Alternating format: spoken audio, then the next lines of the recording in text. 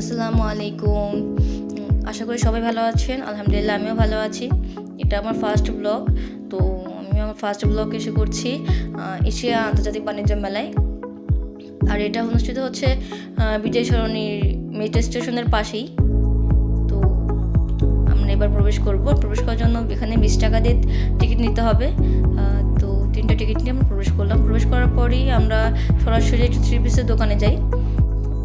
স্টোরটা খুব সুন্দর ছিল, খুব সুন্দরভাবে পরিপাটিভাবে সাজানো ছিল। টিপিস কালেকশনগুলো খারাপ না, ভালোই ছিল।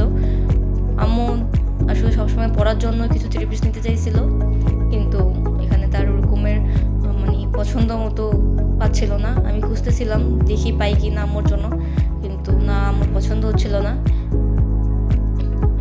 আম্মু দেখছিল অন্য পাশে, আমিও আবার আরেক পাশে এসে দেখছিলাম, আমি আর আমার মামি, কিন্তু ওইভাবে পছন্দ হয়নি।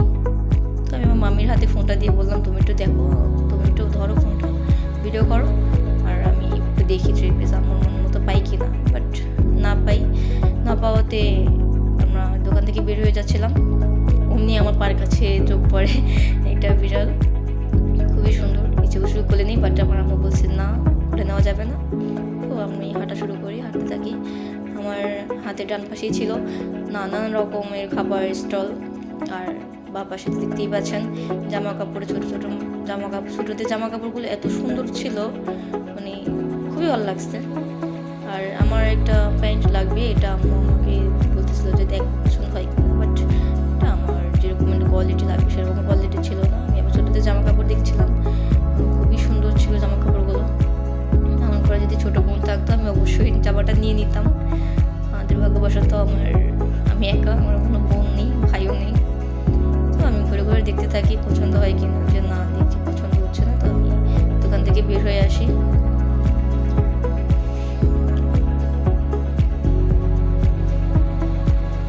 এই পাশে আরেকটি দোকান এসে দেখি যে না, একটা প্যান্ট পেয়ে গেছি যেটা আমার পছন্দ মতো।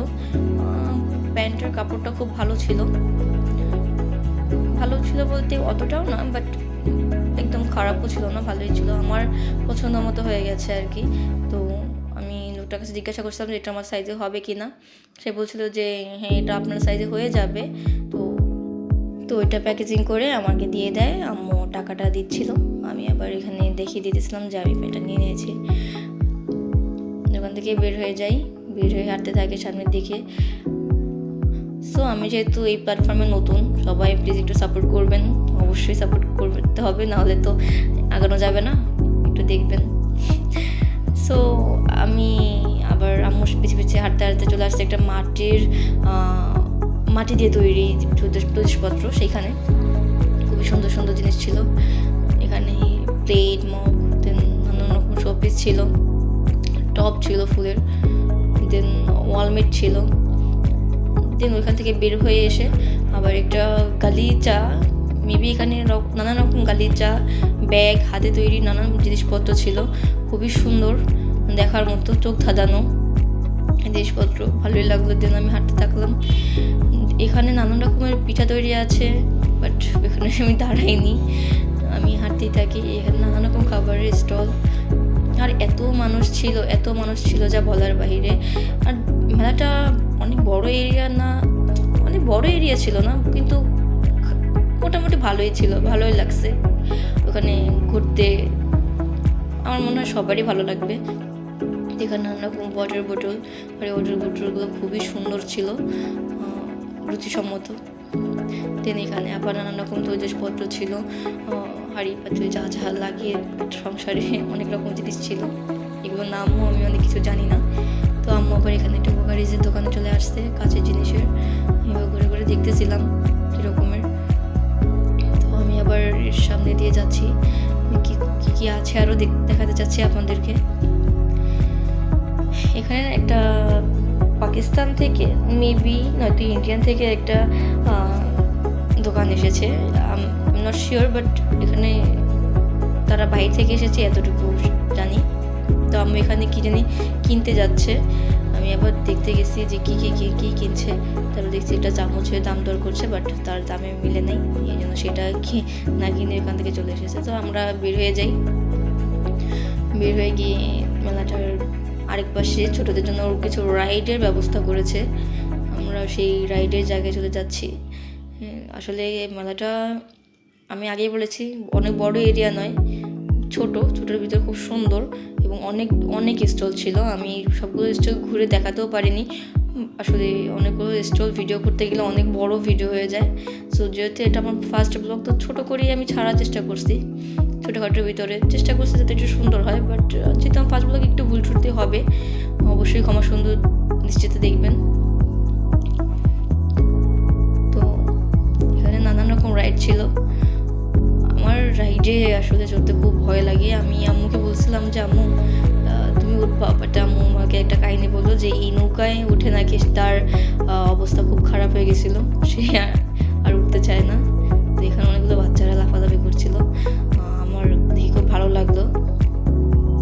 আসলে নিজের শৈশব মনে পড়ে গেলো। এরকমের আমিও অনেক লাফাইছি, বাট হয়তো নিচের এটা ছিল না, কিন্তু এমনি লাফাইতাম প্রচুর। তো আবার এই পাশে আরও অনেক রাইড ছিল, যেমন এখানে নাগরদোলা। এই নাগরদোলায় চড়তে যেই ভয় লাগে, আমার প্রচুর ভয় লাগে। তো আমি হাঁটতে থাকি। এখানে সিরিয়াল দিয়ে মানুষ নাগরদোলায় উঠছে, আর আমি ভাবতেছি যে আমার এত ভয় লাগে, এদেরকে ভয় লাগবে না। তো আমার এরকমের ইচ্ছা নেই নাগরদোলায় ওঠার, বিকজ আমি হইতে পারি, এমনও হইতে পারে যে আমি এখানে অজ্ঞান হয়ে পড়ে আছি ভয়ে। এখানে একটা রাইড আছে, এই রাইডটার নাম আমি জানি না, কিন্তু রাইডটা খুব সুন্দর, বাচ্চারা খুব এনজয় করছিল। আর এখানে অনেক বাচ্চারা, এখানে রাইড প্রতি কত টাকা নেয় তাও আমি জানি না, তাও আমার দেখা হয় নাই। কিন্তু রাইডগুলো শুধু করে দেখছি, ওরা এনজয় করছে ছোটরা, আমি শুধু সেটাই দেখছিলাম। এর পাশেই আবার এখানে একটা ছোট্ট ট্রেনের মতো খুবই সুন্দর ড্রাগন, এটাকে কী বলবো আমি জানি না, কিন্তু সুন্দর ছিল। এখানে বড়রাও উঠছে, শুধু ছোটরাই না, ছোটদের পাশাপাশি বড়রাও ছিল। আর এখানে তো শুধু ছোটরাই উঠতে পারবে, বড়দের জন্য নয়। তো যাওয়ার সময় চলে এসেছে, যাওয়ার সময় শুধু এতটুকুই বলতে চাই, আমার চ্যানেলটি ভালো লাগলে বা ভিডিওটি ভালো লাগলে অবশ্যই সাবস্ক্রাইব করে যাবেন, আর আপনার গুরুত্বপূর্ণ মন্তব্য কমেন্টের মাধ্যমে জানিয়ে যাবেন। সুস্থ থাকবেন, ভালো থাকবেন, আমার জন্য অবশ্যই দোয়া করবেন।